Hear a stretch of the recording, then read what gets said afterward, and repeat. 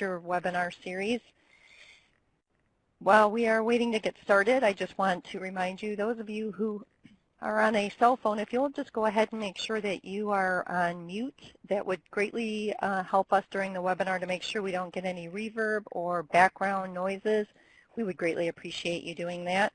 And while we are introducing this content for today, that question is still available for those of you who are finishing up your responses. We do appreciate your interaction for today. As a reminder, during the presentation, you can still log on to Twitter to participate in a live chat. You can post using the hashtag #OwningYourEvaluation with live tweets during the webinar. Please make sure that you will have your teacher evaluation framework ready, and we will be using that as just a reminder and a frame of reference to support your reflection and your learning for today. Within the Office of Educator Excellence, we do have our unit manager, myself, Brian Lloyd as our consultant on student growth, and also my colleague Joe Priest with us today. And we're very pleased to be able to provide you this information. We built this content in collaboration with a fantastic group of teacher leaders across the state. The Michigan Teacher Leadership Council, known as MTLAC members, have provided insight that has allowed us to focus in on some of the specific questions that are being asked by our Michigan teachers in our Michigan schools. It is our honor to host this meeting for the participants throughout the state on our call today. We are very excited to share this content with you and to support your professional practices during the educator evaluation cycles around continuous improvement. It is our goal to provide this information and guidance that will empower you as teachers to take ownership of your evaluation and to maintain your professional growth processes. We want to encourage your participation during this webinar, and we will have poll questions for you to go ahead and post in the chat pods. And again, in the Q&A portion, if you have additional questions that you need our assistance with, there are consultants here in the room, so please go ahead and post those questions during the webinar, and we'll go ahead and provide those responses. For those of you who may be new, we do provide expanded Q&A documents post-webinar with extended answers to the questions from today's session. Additionally, after the webinar, we will go ahead and send out the presentation slide deck and also a link to the live recording of the webinar for you to reference later. You're going to also receive a survey link via email after the webinar, and we would like to emphasize that you must respond to this survey as a part of the Sketch credit process. Participants are eligible for Sketch credits if you have attended at least 3 live webinars in the series and have also completed the survey link via email. You must respond to that survey with your PIC number included and then receive the standard Sketch email from MOEX. The webinar today is to provide guidance and support to teachers to engage in the evaluation and professional growth process, and we hope to encourage teachers to embrace the evaluation process and the frameworks as tools and strategies for professional growth. We understand that the participants on today's webinars are likely working with different adopted evaluation models across our state, and that each of these frameworks have identified processes. Therefore, we are providing guidance that is vendor agnostic, not specific to any framework. Instead, best practices that could be brought into any of the frameworks are going to be mentioned. Thank you again for joining us today. In reference to our top 10 and 10 strategic plan, we are working on strategic goal number 3, which is to develop, support, and sustain a high-quality, prepared, and collaborative education workforce. MDE believes that high-quality educator evaluations can support both student learning as well as educator well-being.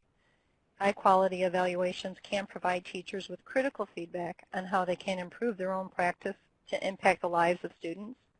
In addition to facilitating educators' personal pursuits of excellence, systemic improvements to educator evaluations in schools and districts play an essential role in providing targeted professional learning responsive to the needs of educators.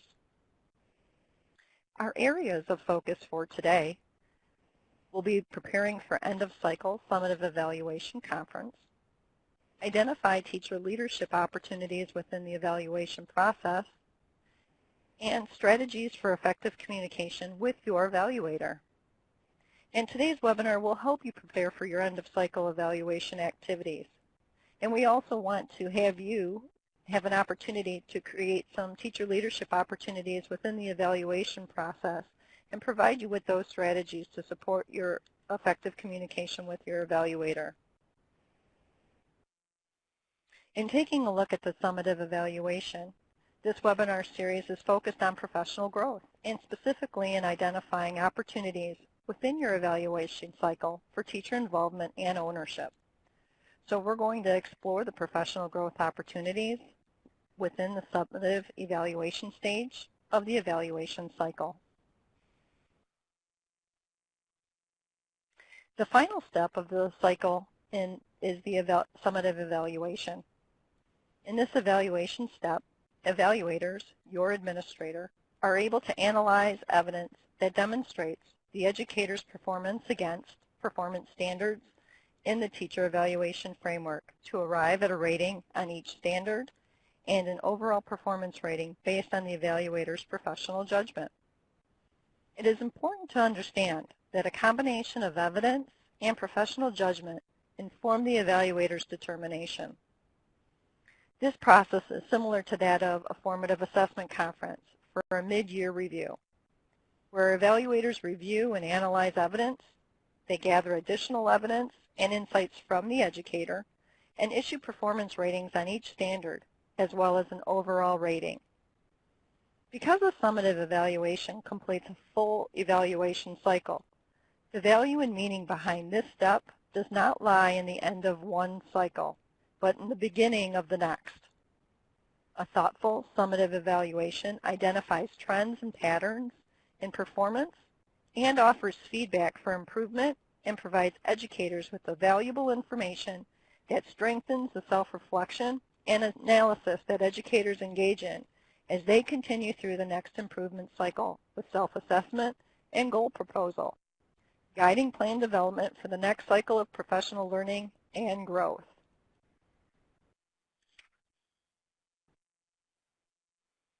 When we focus on the evaluation cycle and consider it as a tool for continuous learning and improvement, we then uncover the opportunities for educators to plan for and engage in professional learning throughout this cycle. The questions on the slide that we are showing now are intended to guide educators and evaluators in thinking about how to connect this process of educator evaluation with professional learning. When we start with the self-assessment piece, how can we use self-assessment to plan professional development to support ideas or areas in which you need to grow and improve? In moving along the continuous learning, analysis, goal setting, and plan development, what types of professional development do you as an educator need in order to better meet your goals? As we continue through the cycle, implementation of your plan. What professional learning or professional development will you be participating in, and how will you embed that in your daily practice? Again, moving forward, formative assessment and evaluation. Is professional development supporting your practice and your goal progress, or did you need to make any mid-course alterations? For the summative evaluation, did the professional development help you attain your goals? What would you still like to know more about? For today's efforts, we'll be focusing on the summative evaluation stage of the evaluation process. It is important to revisit our professional learning plans at different times throughout the school year to engage in reflection and make adjustments as needed. Again, the questions at this juncture of the evaluation cycle focus on, did professional development help you attain your goals? What would you still like to know more about?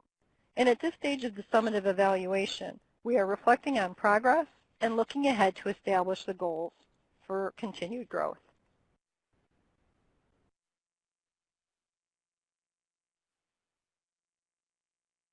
The next question that we have for you that we'd like to have you respond to and put in the pod chat, what areas of evaluation rubric are goals for continued growth for you in the next evaluation cycle?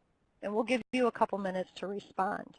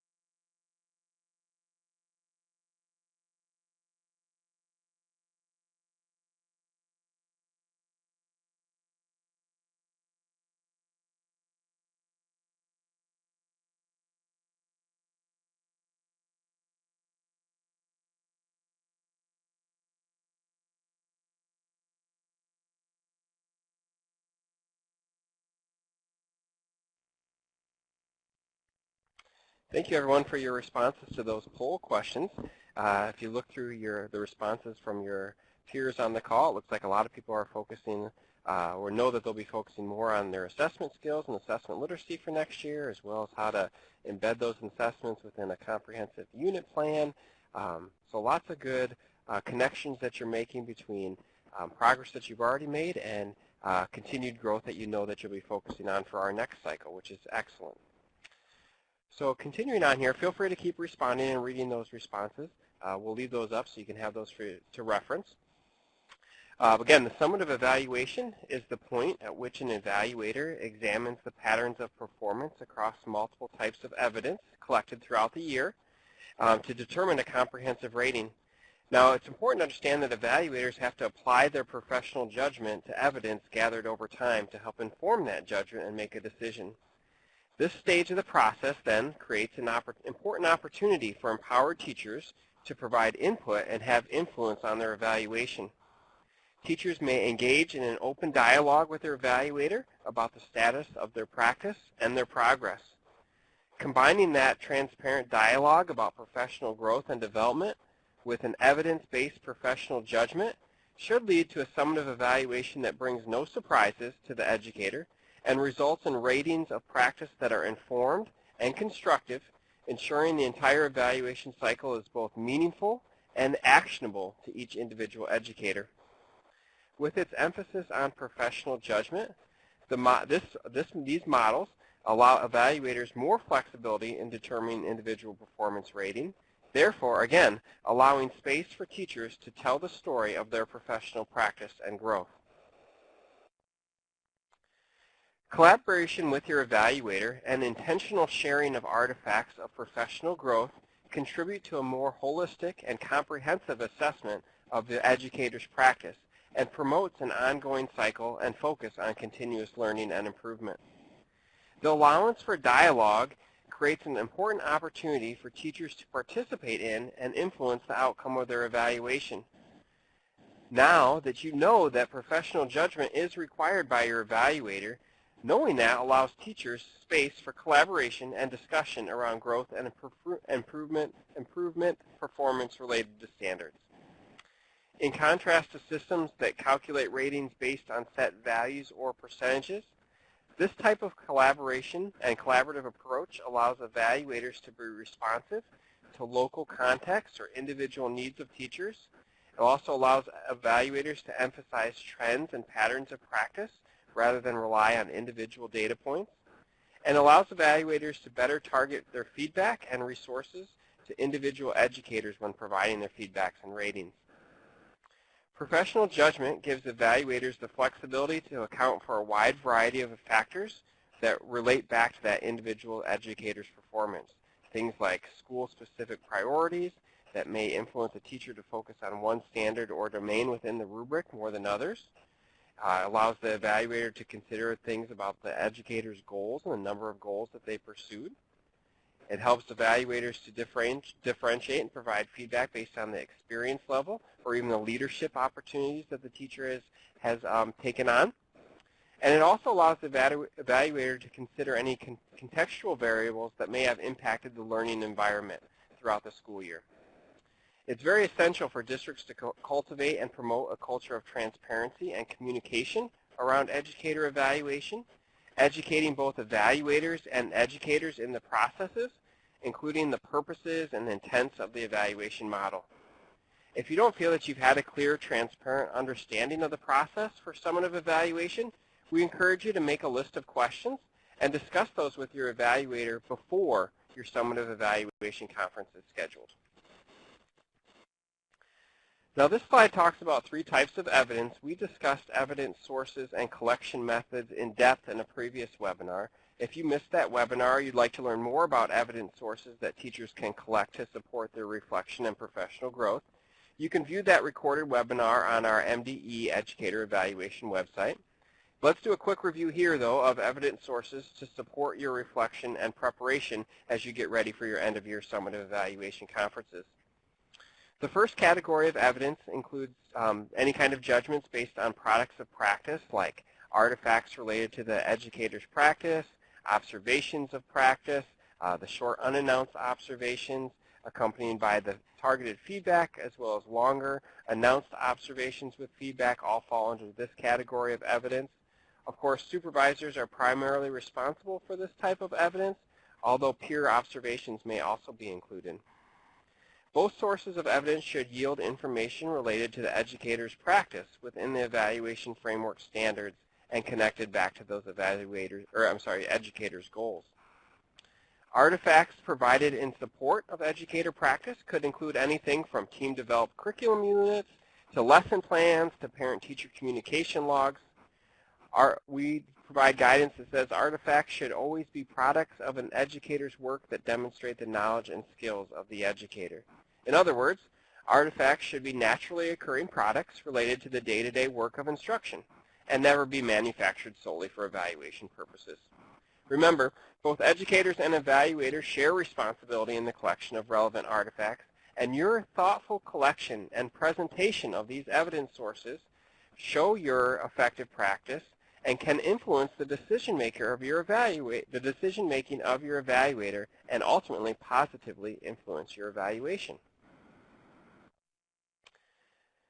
The second category of evidence are the measures of student learning, growth, and achievement. And if we think back to our poll question at the opening of today's webinar, many of the responses said that at this phase of the year, many teachers are focused on collecting that end-of-year assessment information to measure the growth of their students for evaluation purposes.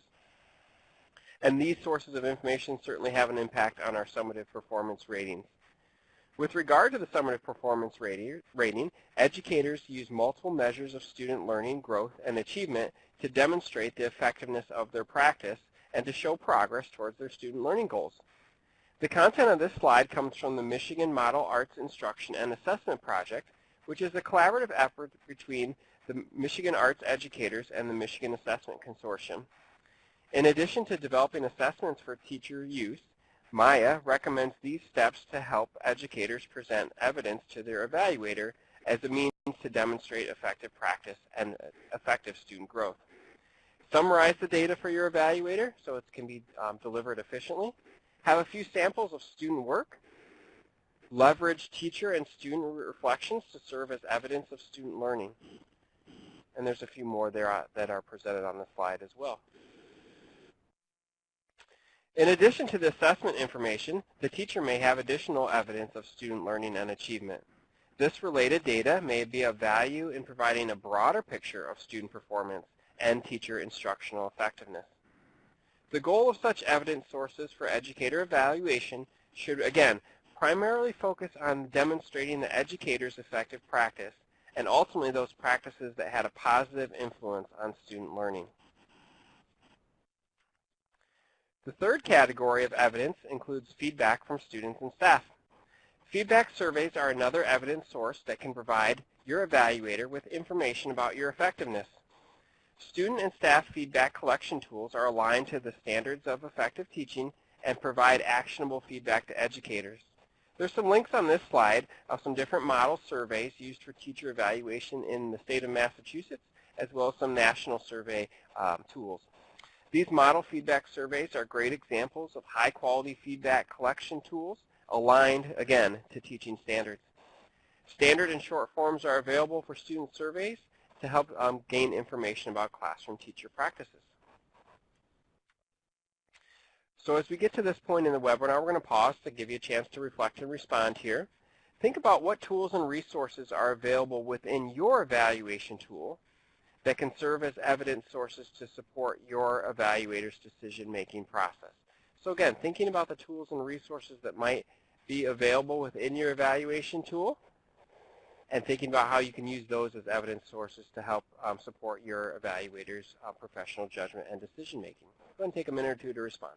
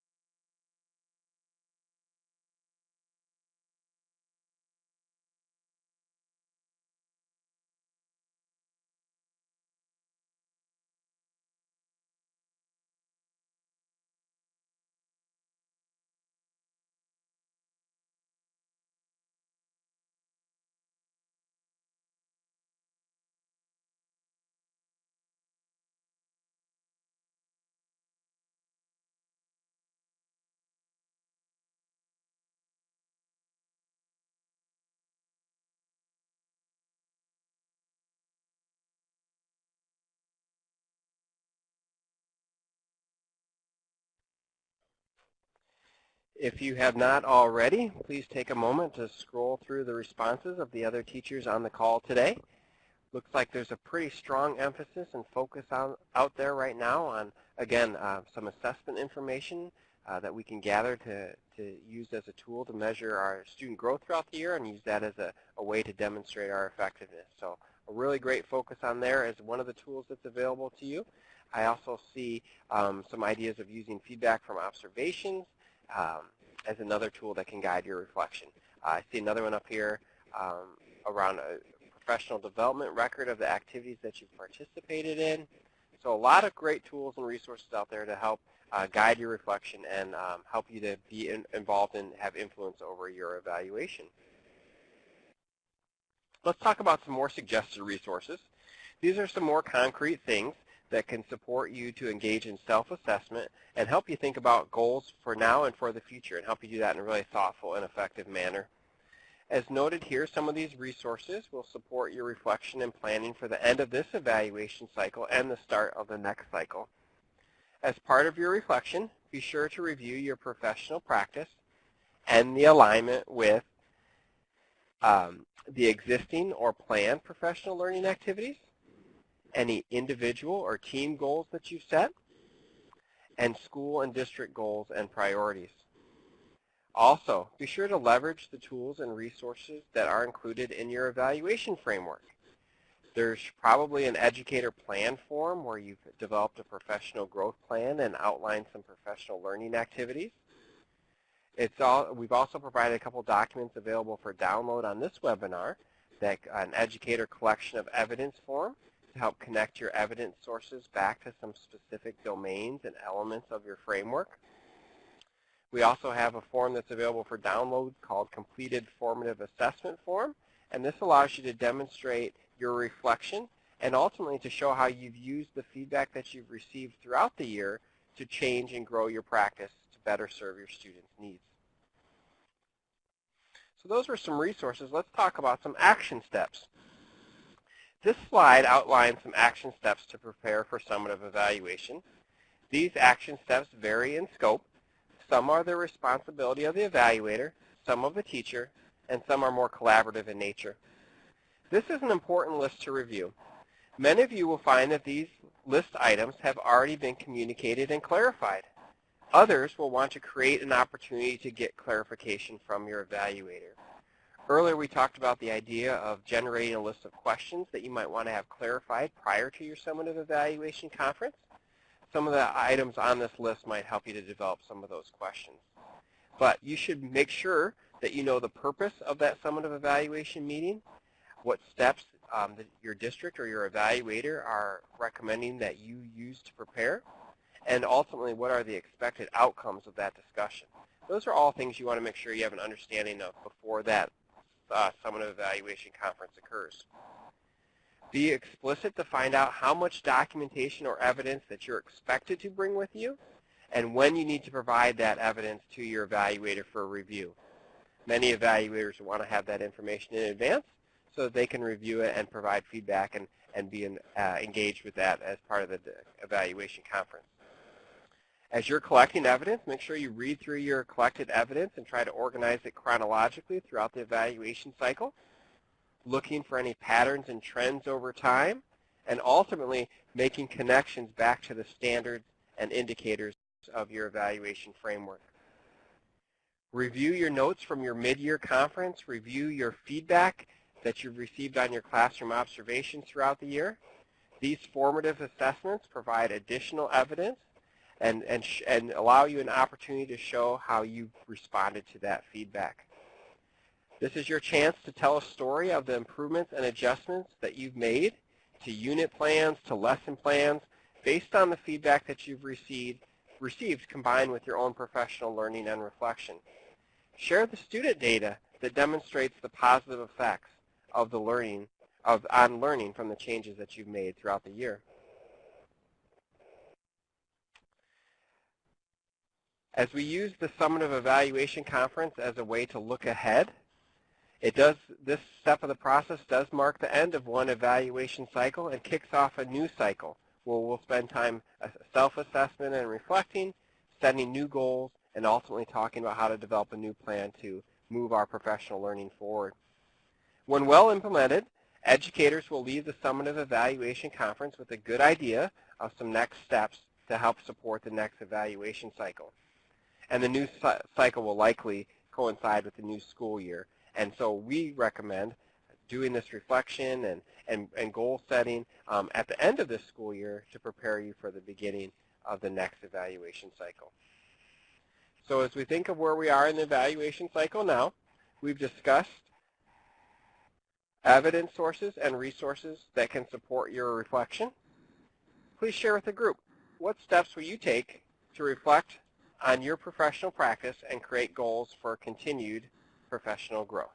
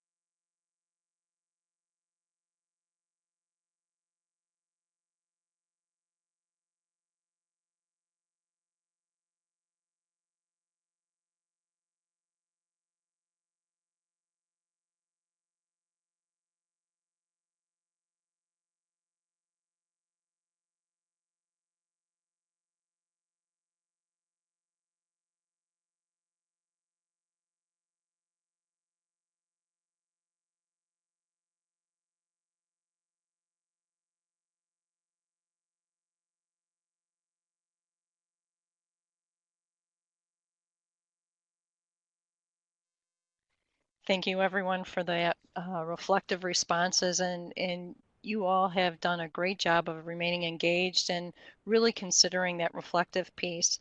And we are very impressed here with your responses, and we really appreciate the fact that not only are you taking the time now to really think about your summative evaluation piece, but really digging deep to say, hey, I need that opportunity to speak with my evaluator, and I want to set some realistic goals for improvement for next year. And so please take a few minutes and really scan the rest of those responses if you have not had the opportunity to do that. While you're doing that, we're going to go ahead and continue forward with talking about some SMART goals. As you complete this school year's evaluation cycle, you're encouraged to reflect and develop some preliminary goals to drive your professional learning and growth for the next cycle. Good goals help educators, they help schools, and drive district improvement. That's why it's a good practice to develop goals that are specific, actionable, and measurable. Best practice recommends that goals be accompanied by action plans with benchmarks to assess progress. We know them as SMART goals. They're specific or strategic, they're measurable, they're action-oriented, they're rigorous or realistic or results-focused, and they are timed. Developing goals in the SMART format will help you consider all aspects of your plan to help you attain your professional goals. As we discuss SMART goals, let's first give an example of not being a SMART goal. I will lose weight and get in condition. Getting smarter with this goal would sound like between March 15 and Memorial Day, I will lose 10 pounds and be able to run 1 mile nonstop. The hope is now a goal that meets most of the SMART framework criteria. It's specific and strategic, meaning 10 pounds, 1 mile, it's measurable, and the 10 pounds. Miles, it's action-oriented, lose or run. And it's got the 3 R's, the weight loss and the running of the distance. It's also timely, meaning the 10 weeks. To make the goal really smart, though, we need to add an action plan and some benchmarks. They make sure the goal meets the final criteria, which is being able to be tracked. Benchmarks strengthen the other criteria, especially when the benchmarks include process. Benchmarks for tracking progress on the key actions, and outcome benchmarks that track early evidence of change and/or progress toward the ultimate goal. So improving this goal might look like the key actions are reducing my daily calorie intake to fewer than 1,200 calories for each of the 10 weeks, walk 15 minutes per day, increase my time by 5 minutes per week for the next 4 weeks. Starting in week 5, run and walk in intervals of 30 minutes, increasing the proportion of time spent running instead of walking until I can run a mile nonstop by the end of week 10. My benchmarks for process: maintain a daily record of calorie intake and exercise, and the outcome: biweekly weight loss and running distance targets. So to get the most out of our evaluation cycles, setting strong goals are a critical step. Remember to make your goals SMART. S for strategic when it serves an important purpose of the school or district as a whole and addresses something that is likely to have a big impact on overall vision. M, what measures of quantity, quality, or impact will we use to determine what we've achieved the goal, and how will we measure progress along the way?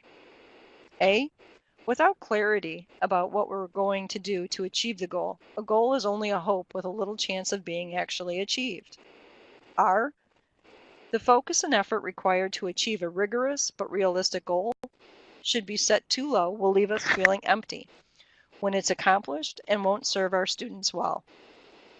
For a goal to be accomplished, definite times need to be established when key actions will be completed and benchmarks achieved. Tracking the progress we're making on our action steps is essential. If we fall behind on doing something we said, tracking progress on process outcomes isn't enough. Our outcome benchmarks help us know whether we're on track to achieve our goal and/or whether we've reached our goal. Benchmarks give us a way to see our progress and to celebrate it. They also give us the information we need in order to make those mid-course corrections. In taking a look at teacher leadership, I want to give you an opportunity to take a look at these quotations and these statements from teacher leaders across the country. When you take a look at these quotes about teacher leadership, how would you define teacher leadership? And how would you describe your role as a teacher leader?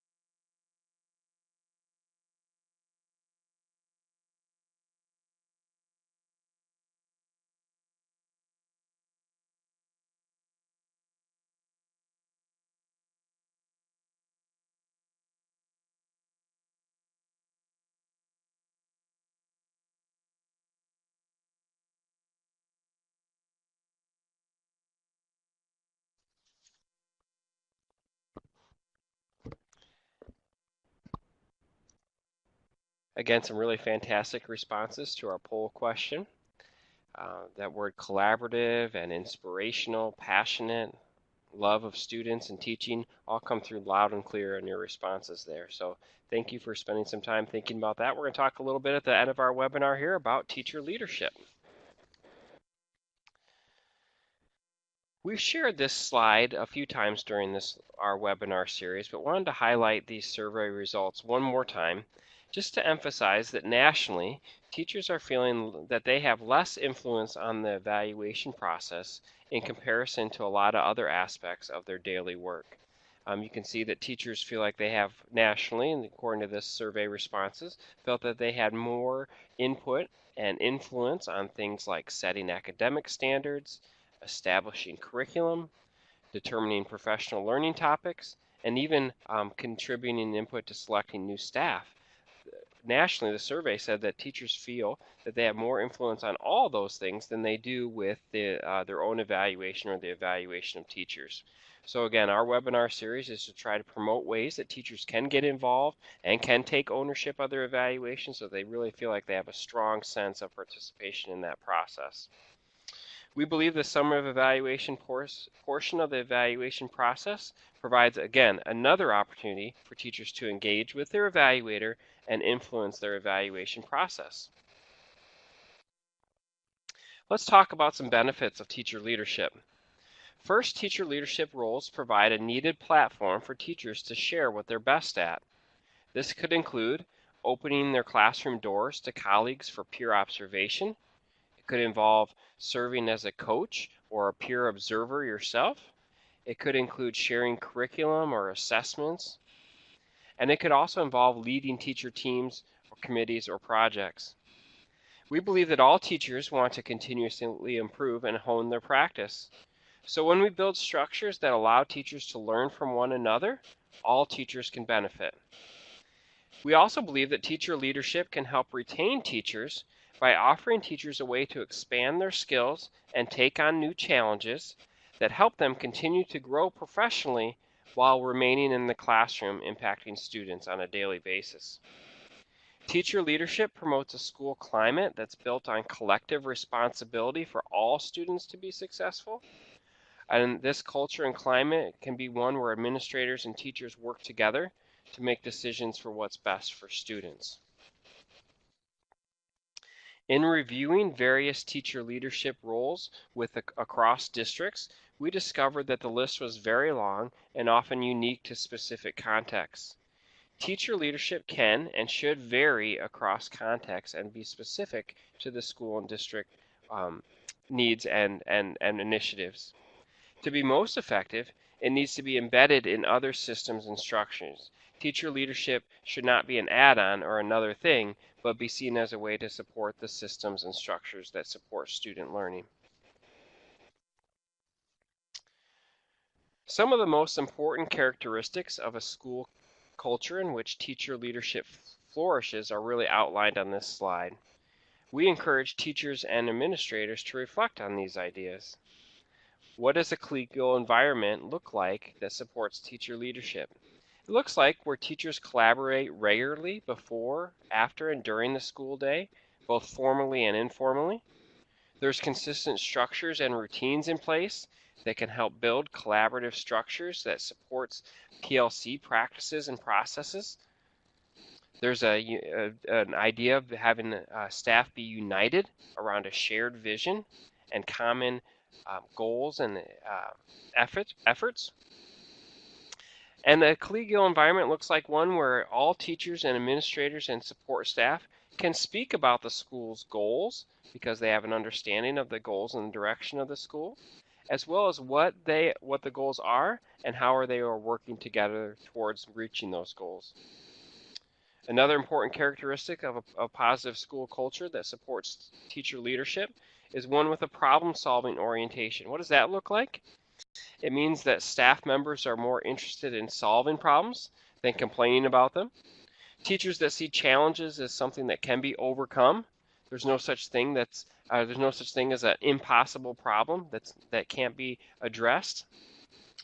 In these types of schools, in this kind of environment, you'll hear staff members talking about students as ours as opposed to yours and mine.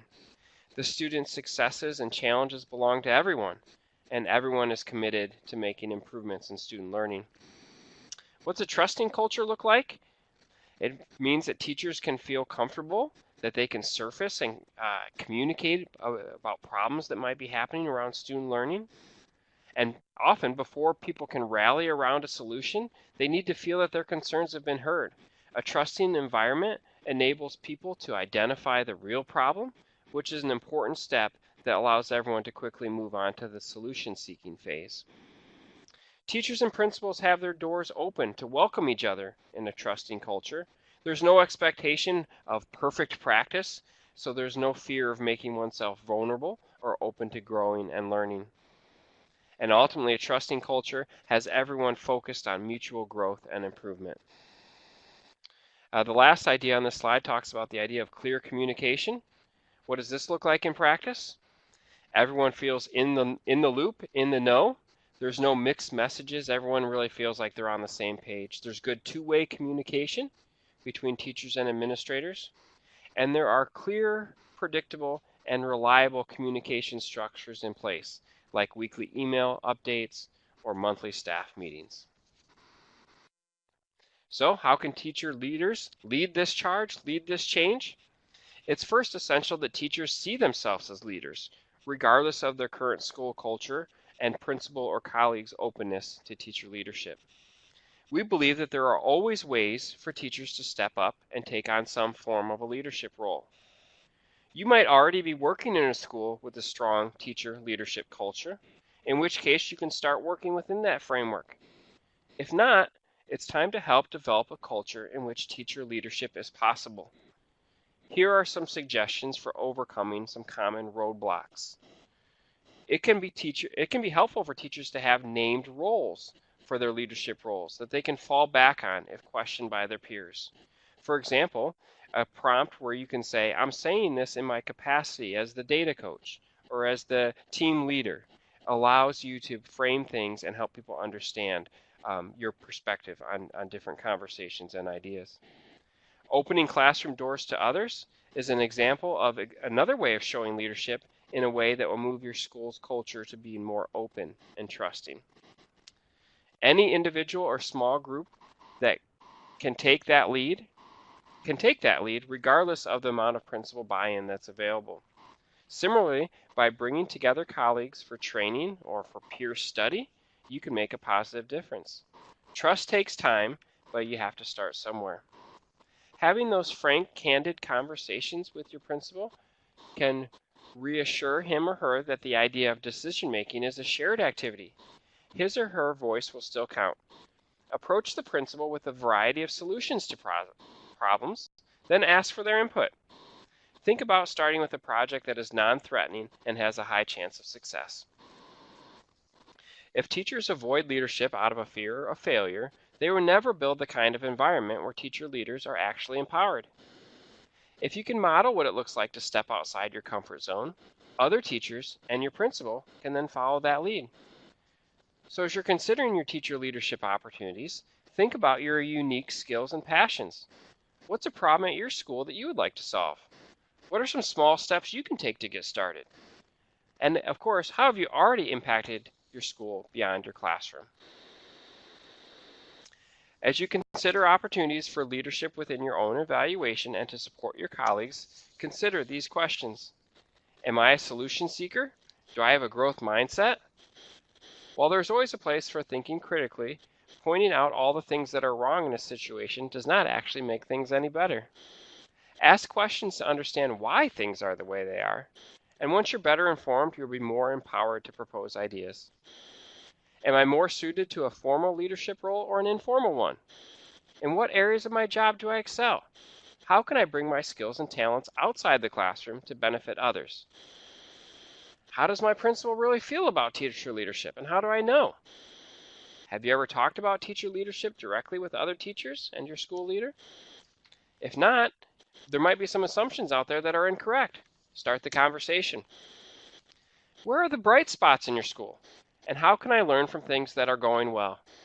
Starting a conversation about school culture can seem overwhelming, but think about places where teachers are already successfully collaborating, and what can we learn from those examples? A few ideas here on building trust. Here are some suggestions from districts about how to build trust from the beginning. Focus on communication. Consider doing a shared reading or some shared learning to help gain momentum behind an idea or project. Make sure there's a good two-way communication loop so that teachers can ask questions and give feedback. Again, start small. Start with a goal that might be easy to accomplish to help gain some momentum. And create structures to help teacher leaders do their job. So, our final poll question for the day today focuses on the idea of teacher leadership. We've talked about the qualities of teacher leaders and the types of effects that teacher leadership can have on the culture of our school and district. Let's make some connections with your evaluation framework. Where do teacher leadership efforts align with the best practices that are identified on your teacher evaluation rubric?